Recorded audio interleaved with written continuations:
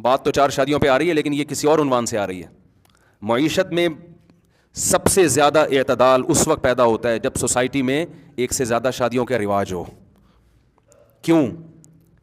इसमें ज़्यादातर मालदार लोग कामयाब होंगे। गरीब औरत मालदार की चौथी बीवी बन जाएगी, गरीब की दूसरी बनने के लिए भी तैयार नहीं होगी। तो इसमें करोड़पति लोगों की 4-4 बीवियां होंगी। ग्रोथ रेशो गरीबों का बढ़ेगा या करोड़पति लोगों का बढ़ेगा?